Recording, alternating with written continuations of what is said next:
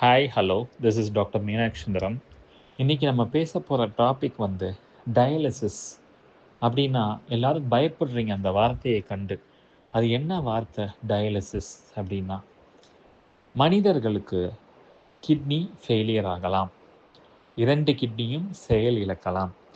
Kidney எப்போ failure ஆகும் அப்படின்னா, கிட்னியில் இருக்கக்கூடிய செல்ஸ் நெஃப்ரான்றது வந்து அழிந்து போனாலோ, இல்லை அதில் வந்து ஒரு ஃபைப்ரஸ் மெட்டீரியல், அதாவது அதில் இருக்கக்கூடாத பொருட்கள் வந்து டெபாசிட் ஆனாலும், ஸ்க்ளீரோசிஸ் ஆனாலும், க்ளோமர்லோ ஸ்க்ளீரோசிஸ்ன்னு சொல்லுவோம்.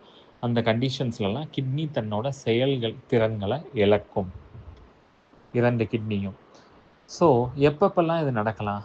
அதிகப்படியான சுகர், அதிகப்படியான ப்ரெஷர், ஹைப்பர் டென்ஷன், இல்லை இன்ட்ரின்சிக்காக கிட்னி டிசீஸ் ஏதாவது இருந்தால், உள்ளே வந்து கிட்னிகளுக்கு வியாதின்னு எதுவும் இருந்தது அப்படின்னா, இல்லை ஆட்டோ இம்யூன் டிஸார்டர்ஸ், தன்னோட எதிர்ப்பு சக்தி தனது கிட்னிக்கு அகேன்ஸ்டே ஆப்போசிட்டாக செயல்பட்டா, அந்த மாதிரி கண்டிஷன்ஸ்லலாம் கிட்னி வந்து செயல் இழக்கும். இப்போ கிட்னி ஃபெயிலியர் ஆகிட்டால் பாடியில் என்ன ஆகும்? கிட்னியோட வேலை என்ன? தேவையில்லாத உப்புக்கள், தாது உப்புக்கள், இந்த கிரியாட்டினின் உப்பு, இது எல்லாத்தையும் வெளியேற்றுறது தான் கிட்னியோட வேலை. அப்போ அதோட ஃபங்க்ஷன் பாதிக்கப்படும் போது நம்ம என்ன பண்ணுறோம்? பேஷண்ட்டோட ரத்தத்தை எடுத்து ஒரு மிஷினில் சுத்திகரிப்புக்கு அனுப்புகிறோம். அந்த மிஷின் சுத்தம் பண்ணி திருப்பி பேஷண்ட்டோட ரத்தத்தை பேஷண்ட் உடம்புலே ஏற்றுது. கிட்னி செய்கிற வேலையை ஒரு மிஷின் செய்யுது. இதுதான் டயாலிசிஸ்.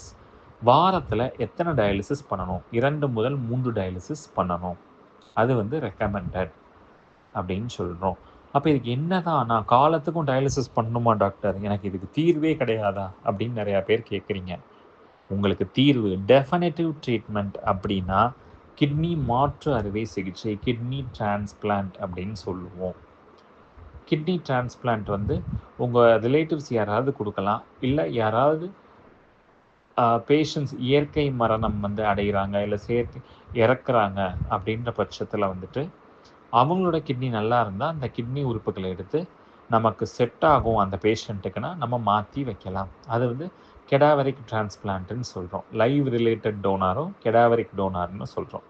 ஸோ அந்த கிட்னி டிரான்ஸ்பிளான்ட் தான் இதுக்குரிய கரெக்டான தீர்வாக அமையும். Fine, thank you, have a nice day. அடுத்த வீடியோவில் சந்திப்போம்.